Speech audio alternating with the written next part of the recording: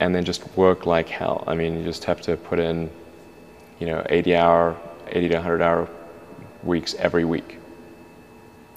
Gosh, and that's then a lot of work. All those things improve the odds of success. Okay.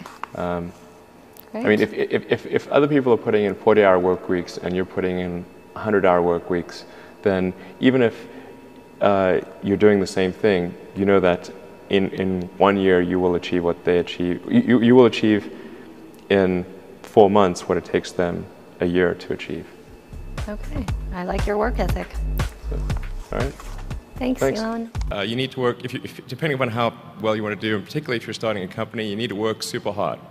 So what does super hard mean? Well, when my brother and I were starting our first company, instead of getting an apartment, we just rented a small office and we slept on the couch.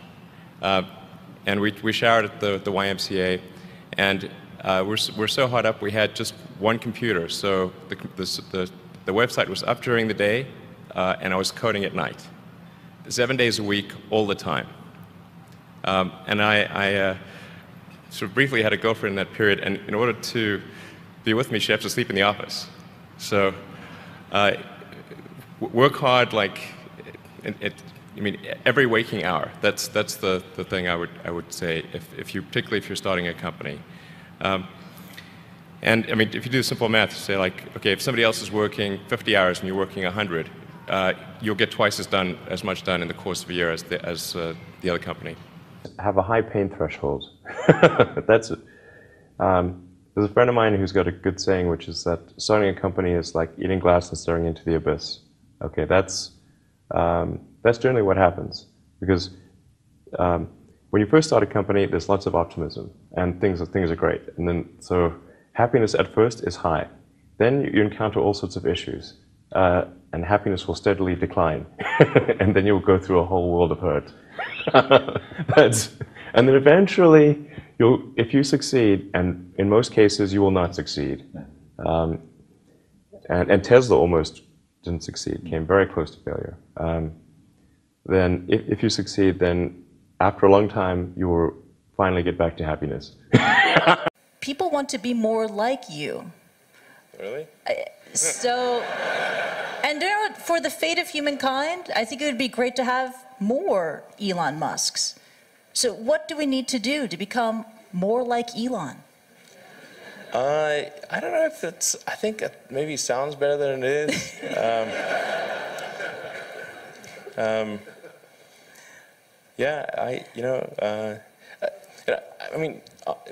Honestly, like there's a friend of mine who's got a great saying about creating a company, which is trying to build a company and have it succeed is like eating glass and staring into the abyss. So, I mean, what tends to happen is it's sort of quite exciting for the first several months of starting a company, and then reality sets in. Things don't go as well as planned. Customers aren't signing up. The technology or the product isn't working as well as you thought. And then that can sometimes be compounded by a recession, and it can be very, very painful for several years. So I think, frankly, starting a company, I would advise people to have a high pain tolerance. People do not think critically enough. I mean, critical thinking is a skill in short supply, where people take too many things they assume too many things to be true without sufficient basis in that belief. So it's very important that people closely analyze what is supposed to be true and try to build up. Try to say let's analyze things from first principles, not by analogy or not by convention. If you assume things are true by convention, which is actually what most people do, then it's difficult to gain insight into how things can be bettered. So, in any argument or any sort of train of thinking, you want to make sure that the underlying premises are valid and applicable, and then in reaching a conclusion that the conclusion you're reaching is necessarily driven by the underlying premises and the interconnection between those premises. That may seem like a really simple thing to say, but most people don't do that. So it's really the foundation of rational thought. If somebody is doing something that is useful to the rest of society, I think that's a good thing. Like, it doesn't have to change the world. Like, you know, if you're doing something that has high value to people, and frankly, even if it's something, if it's like just a little game, or, you know, some improvement in photo sharing or something, if it has a small amount of good for a large number of people, I think that's fine. Like, stuff doesn't need to be changed the world just to be good. People tend to overweight risk on a personal level. It's one thing if you've got, you know, a mortgage to pay and kids to support, and that if you were to deviate from your job, that, well, how are you going to feed your family and pay the rent? And okay, that's understandable. But let's say you're young and you're just coming out of college or coming out of high school or whatever. What do you risk? You know, you're not going to starve. I mean, right. It's really certainly not in any kind of modern economy. It's so easy to earn enough money just to live somewhere and eat food. You could, you know, that's very easy to do. So I don't know what are they afraid of? They're mostly afraid of failure, I think, or but people should be less risk averse when there's not much at risk. You've got to make sure that whatever you're doing is a great product or service. It has to be really great. And I go back to what I was saying earlier, where if you're a new company, I mean, unless it's like some new industry or new market that, if it's an untapped market, or then you have more ability to,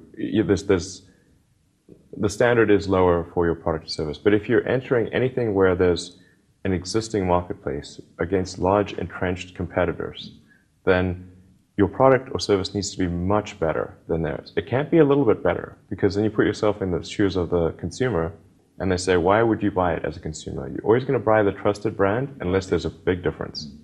So a lot of times, you know, entrepreneur will come up with something which is only slightly better. And it's not, it can't just be slightly better. It's got to be a lot better. If you're creating a company or if you're joining a company, the most important thing is to attract great people. So either join a group that's amazing, that you really respect, or if you're building a company, you've got to gather great people. I mean, all a company is a group of people that have gathered together to create a product or service. And so depending upon how talented and hardworking that group is, and the degree to which they are focused cohesively in a good direction, that will determine the success of the company. So do everything you can to gather great people if you're creating a company. Constantly seek criticism.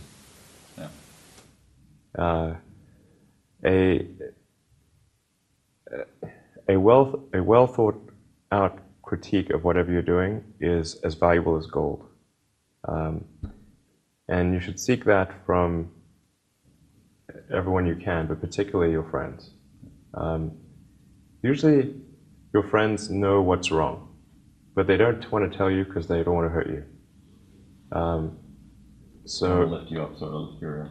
Yeah. So they'll say, "Oh, I want to encourage my friend, so I'm not going to tell him what I think is wrong with his product." Yeah. It doesn't mean your friends are right, but very often they are right, and you at least want to listen very carefully to what they say. And to everyone, if you're looking for, basically, you should take the approach that you're wrong. That you, the entrepreneur, are wrong. Your goal is to be less wrong. Don't just follow the trend. So you may have heard me say that it's good to think in terms of the physics approach or first principles, which is, rather than reasoning by analogy, you boil things down to the most fundamental truths you can imagine, and you reason up from there. And this is a good way to figure out if something really makes sense, or if it's just what everybody else is doing. It's hard to think that way. You can't think that way about everything. It takes a lot of effort. But if you're trying to do something new, it's the best way to think. And that framework was developed by physicists to figure out counterintuitive things like quantum mechanics. So it's really a powerful method. People who've been in the rocketry business for decades, who say about you that you don't know what you don't know. Well, I suppose that's true of anyone. How can anyone know what they don't know? But when critics say you can't do this, your answer to them is, we've done it. You know, there are American heroes who don't like this idea. Neil Armstrong, Gene Cernan have both testified against commercial spaceflight and the way that you're developing it, and I wonder what you think of that. I was very sad to see that, because those guys are, you know, those guys are heroes of mine, so it's really tough. You know, I wish they would come and visit and see the hardware that we're doing here. And I think that would change their mind. They inspired you to do this, didn't they? Yes. And to see them casting stones in your direction. It's difficult. Did you expect them to cheer you on? Certainly hoping they would. What are you trying to prove to them? What I'm trying to do is to make a significant difference in spaceflight and help make spaceflight accessible to almost anyone. And I would hope for as much support in that direction as we can receive.